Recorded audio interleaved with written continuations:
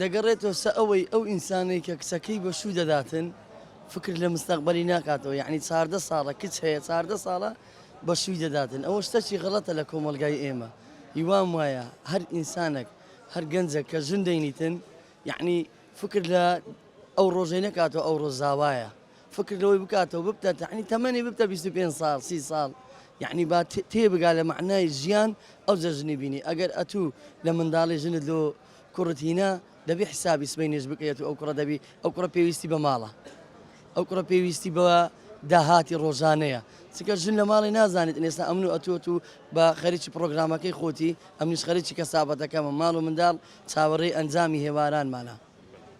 دەگەڕێتەوە سە ئەوەی هەمووی لە گچکەی بەشوو دەدەن و بە گچکەیش ژنی لۆ دەینن. ئەوە زۆر غەڵەت، ئەوە کارەساتە.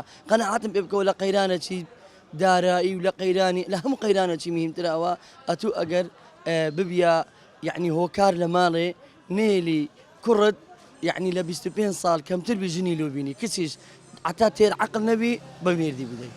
بەڕای جەنابەت یعنی هۆکاری تەقەکردنی زاوا لە ئێستادا لە ماڵی خەزورانی هۆکارەکە ئەوەیە بە تەمەنێکی بۆ نمونە بچووک ژیانی هاوسەرگیریان پێکەناوە. 100% بە خودی خۆم ئەو های دادەنێم لەبەرەوەی ئەگە تێبگاتن خەزور چێیە؟ خەزور لە جێ بابی ئەگەت و تێبگەی، یعنی خەزور چێیە؟ باپیری کوڕی تووە. بەشەگەر تەمەنەکەیان بۆ نمونە بچووکە، ئەی چۆن دەتوانن کارەساتێکی وا گەورت ئەنجام بدەن و تەقە بکەن؟ ئەوڕۆ تەقەکردن شتێکی سەهلە، یعنی ئەتوو بڕۆ سیلاحێکی بکڕە وەرە من دەچم لە مەیدانێ دەمانچەکی دەکڕم و بە کەیفی خۆم تەقەی دەکەم.